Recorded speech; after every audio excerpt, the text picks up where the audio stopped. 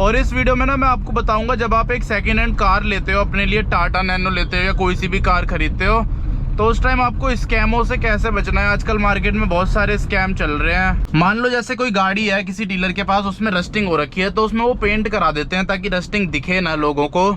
या तो पेंट करा देंगे या तो एंटी रस्ट स्प्रे करवा देंगे, वो ब्लैक ब्लैक सा होता है। तो स्वागत है आप सभी का एक और नई वीडियो में। अभी टाइम शाम के 4 बज रहे हैं और 4 बजे अपनी नैनो को लेके निकल चुका हूँ मैं।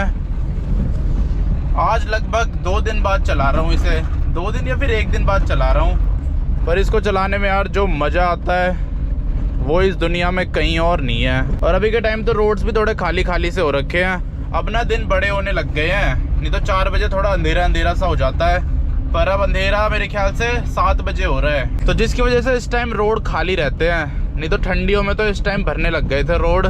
और अब ठंडियां हमें छोड़ के जाती जा रही है धीरे धीरे करके। अब ठंड ना बहुत कम हो गई है, इतनी हो गई है कि हीटर चलाने की भी जरूरत नहीं पड़ रही सुबह के टाइम पे। इस बार यार मेरे हिसाब से उतनी ठंड पड़ी नहीं जितनी पड़नी चाहिए थी। एक तो मैंने नैनो खरीद ली ठंड के चक्कर में, और ठंड पड़ी ही नहीं। इतनी ठंड तो ये बिना हीटर के भी झेल लेती, पर कोई नहीं, गर्मी से भी बचा ही लेगी है। लेकिन गर्मी से पहले एक चीज़ करवानी है मेरे को इसमें, इसका जो कंडेंसर फैन स्लो चल रहा है ना वो चेंज करवाना है, वरना गर्मी में तेल निकल जाएगा मेरा। इसीलिए गर्मी आने से पहले 2-3 काम करवाने ज़रूरी हैं इस नैनो में, तभी जाके मेरी गर्मियाँ अच्छी कटेंगी, वरना गर्मियों में हालत ख़राब हो जाएगी। आज तो यार इसमें से आवाज़ नहीं आ रही, इसके जो इस तरफ से आवाज़ आती है टुन टुन की, स्टीयरिंग से आती है वैसे वो आवाज़, स्टीयरिंग के बुश कट रखे हैं ना इसके, लेकिन आज नहीं आ रही। वही मैंने बताया था, कभी कभी आ जाती है कभी कभी नहीं आती। और कल रात को बारिश भी हुई थी ना, तो वहाँ पे थोड़ा मॉइस्चर जमा हो गया होगा, इसलिए नहीं आ रही आवाज़, नहीं तो आती है वैसे। पर यार क्या मज़ा आता है इसे चलाने में। ये देखो थार जा रही है, मॉडिफाइड थार।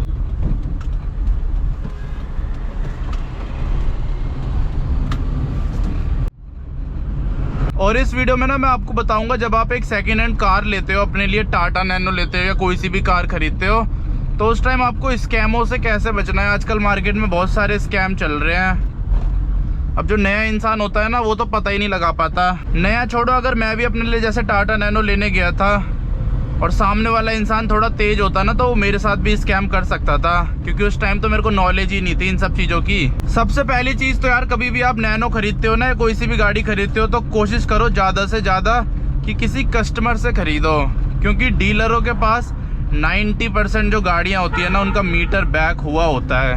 ऐसा कोई डीलर बहुत ही मुश्किल ही आपको मिलेगा जो मीटर बैक ना करवाता हो, नहीं तो ज़्यादातर यार करवाते ही हैं। कौन अपना प्रॉफिट छोड़ेगा, भले ही प्रॉफिट 5,000 का हो 10,000 का हो, पर कोई क्यों छोड़ेगा। और ऊपर से मीटर कम करवाने के बाद ना सर्विस रिकॉर्ड भी हो जाता है गाड़ी का। अब मान लो कोई कार है, उसकी 20,000 तक जो सर्विस है वो कंपनी में हुई है, कंपनी में सारा रिकॉर्ड है, तो वो उसका मीटर 20,000 पे ही तो सेट करेगा। 20,000 पे सेट करने में दो फायदे हो जाएंगे। एक तो वो ये बोल पाएगा आगे की सारी सर्विस इसकी कंपनी से हुई है, सारा रिकॉर्ड है, और दूसरी चीज किलोमीटर कम होंगे तो वैल्यू अच्छी मिलेगी, रीसेल वैल्यू। ये पीले वाले ब्रेकर यार मेरे को बहुत गंदे लगते हैं, ये एकदम खड़े ब्रेकर होते हैं, इनमें गाड़ी एकदम खट खट ऐसे लगती है। स्मूथ वाले ब्रेकर सही लगते हैं। बहुत सारे लोग बोल रहे थे ये वाले ब्रेकर बैन हो चुके हैं, पर हमारे यहाँ तो बन रखे हैं ये वाले ब्रेकर। देखो दोबारा से आ गया है, पीला काला सा ब्रेकर होता है 2 रंग का, बहुत ही गंदा लगता है मेरे को। ये देखो पूरी गाड़ी वो कर देता है। अब ना वैसा मौसम आ गया है, ना एसी की जरूरत पड़ रही है ना हीटर की जरूरत पड़ रही है, लेकिन अगर मैं एकदम तेज दोपहर में निकल जाऊंगा ना तब एसी की जरूरत जरूर पड़ जाएगी, इतना गर्म हो गया है माहौल। पर यार जो मजा सुबह के टाइम गाड़ी चलाने का है ना वो कभी और नहीं है। चाहे कार हो, बाइक हो, स्कूटी हो, सुबह ही सबसे ज्यादा मजा आता है चलाने में। और इस टाइम धूप इतनी तेज लग रही है, एकदम सामने सूरज आ रखा है, इसको कैसे बंद करूं सूरज को। पर इस टाइम भीड़ नहीं है इतनी ज्यादा। अब 4 बजे सही हो गया है, कभी निकलना हो ना तो शाम के टाइम 4 बजे निकलो।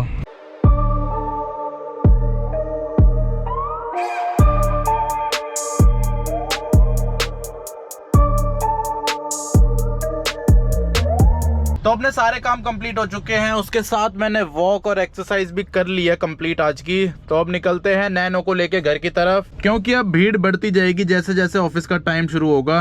तो उससे पहले निकल लेते हैं, वरना लाइन में लगना पड़ेगा, बहुत तगड़ी लाइन में। और अब आपको ना वो बताता हूँ कि कैसे कैसे स्कैम हो रहे हैं मार्केट में, जिससे आपको बचना चाहिए, किन किन चीजों का ध्यान रखना चाहिए जब आप अपने लिए एक सेकंड हैंड कार या फिर टाटा नैनो खरीदते हो। एक दिक्कत तो मैंने आपको बता दी कि मीटर टेम्पर्ड मिलता है कोई भी आप सेकंड हैंड कार लेते हो किसी डीलर से। ओनर से खरीदते हो डायरेक्ट तो उसमें कम चांस होते हैं, लेकिन डीलर में तो बहुत ज्यादा हाई चांस होते हैं। चांस क्या, उसमें तो 100% है कि मीटर टेम्पर्ड हुआ होगा। इसीलिए मेरे हिसाब से तो आपको डायरेक्ट ओनर से ही लेने की कोशिश करनी चाहिए जितना हो पाए। तो सबसे पहली चीज तो है रस्टिंग। आजकल लोग क्या करते हैं, मान लो जैसे कोई गाड़ी है किसी डीलर के पास, उसमें रस्टिंग हो रखी है, तो उसमें वो पेंट करा देते हैं ताकि रस्टिंग दिखे ना लोगों को। या तो पेंट करा देंगे या तो एंटी रस्ट स्प्रे करवा देंगे, वो ब्लैक ब्लैक सा होता है। अभी मैं कुछ दिन पहले एक नैनो देखने गया था ना, तो उसमें भी वही करा रखा था, तो उसकी वजह से पता नहीं चल पाता इसमें रस्टिंग लगी है या फिर नहीं लगी। वो तो बोल देते हैं रस्टिंग से बचाने के लिए, लेकिन कुछ टाइम बाद पता चलता है कि वहाँ तो रस्टिंग लग रखी थी, उसको छुपाने के लिए कर रखा था। तो इसीलिए इस चीज़ का तो बहुत ज़्यादा ध्यान रखना है आपको। कुछ भी ना पेंट वेंट नहीं होना चाहिए बोनट के अंदर, रैप नहीं होना चाहिए, रैप तो वैसे हो नहीं सकता, पेंट। और दूसरी चीज़ एंटी रस्ट स्प्रे नहीं होना चाहिए जो ब्लैक कलर का होता है, एकदम रॉ होनी चाहिए कार। जो हम गाड़ी देखने गए थे ना, वैसे तो उसमें बोल रहे थे एंटी रस्ट स्प्रे कर रखा है, पर हमने नीचे देखा था ना, तो नीचे से तो रस्टिंग से वो खोखली हो गई थी, मतलब उसका पार्ट ही गायब हो गया था रस्टिंग की वजह से। तो इसीलिए इस चीज का ध्यान रखना है आपको, इस स्कैम से बच के रहना है। ये जो एंटी रस्ट स्प्रे वाला स्कैम चल रहा है और रस्टिंग के ऊपर पेंट करने वाला स्कैम चल रहा है, जिस जिस जगह पे रस्ट लग सकता है वहाँ पे पेंट होना ही नहीं चाहिए, कुछ भी नहीं होना चाहिए वहाँ पे। ऊपर से यार बहुत सारी चीजें तो ऐसी होती है जो नॉर्मल इंसान को पता ही नहीं लग पाती, वो सिर्फ एक मैकेनिक ही पता लगा सकता है। जैसे कि गाड़ी एक्सीडेंटल है या नहीं है, या आप पता ही नहीं लगा सकते। जो मैं नैनो देखने गया था ना, तो लोग बोल रहे थे वो एक्सीडेंटल भी है, कोई और भी देखने गया होगा ना उसे, पर मेरे को तो पता ही नहीं चला एक्सीडेंटल का, सच बताऊं तो इसीलिए कि ये भी चीज़ है, हम कितना भी कोशिश कर ले हम सारी चीज़ें नहीं देख सकते, कुछ कुछ चीज़ें तो रह ही जाती है। तो इसीलिए उसके लिए ना साथ में कोई ऐसा इंसान जाना जरूरी है जिसको इन सब चीज़ों की नॉलेज हो, तगड़ी नॉलेज हो। जाम तो यार लगने लग गया है, चलो देखते हैं कितना जाम मिलता है, बस लाइन ना लगी हो अंदर जाने के लिए। यहाँ सैनिक फॉर्म में लाइन लगती है ना, जो यहाँ रहता होगा उन्हें पता होगा, मेरे हिसाब से नहीं लगी लाइन। LED लाइट गाड़ी में कितनी मस्त लगती है ना जब डिपर मारते हैं, हेलोजन में तो डिपर इतना मस्त नहीं लगता, मज़ा नहीं आता डिपर में, हेलोजन में। डिपर का मजा तो LED में ही है। और अगला स्कैम ना जो होता है वो ट्रांसफर को लेके होता है। बहुत सारे लोग गाड़ी खरीद लेते हैं लेकिन ट्रांसफर ही नहीं हो पाती वो कई सालों तक।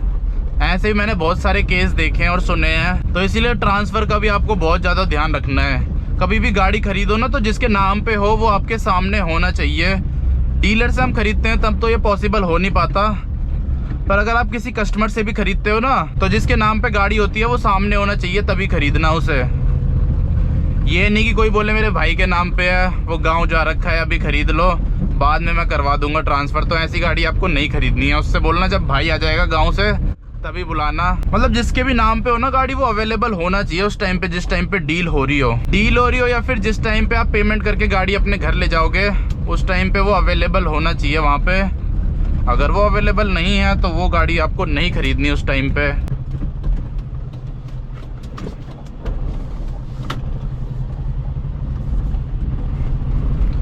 ये मर्सिडीज वाले ने कितनी तगड़ी काटी है, लोग तो यहाँ छोटी छोटी गाड़ी फंसा देते हैं। उसकी इतनी बड़ी मेबैक है, उसने वो काट दी और मेरी नैनो भी साथ साथ में चली गई। इसको बोलते हैं परफेक्ट ड्राइवर। नहीं तो यहाँ पे बेवकूफ़ लोग अल्टो फंसा देते हैं, वो दूसरी लेन में आ जाते हैं, उनको काटनी आती नहीं है, उन्हें पता नहीं है यहाँ पे लंबा कट लगेगा, तो जिसकी वजह से ट्रैफिक लगता है। ऐसे गाड़ियाँ निकलती रहे फिर ट्रैफिक ही नहीं लगेगा यहाँ पे कभी।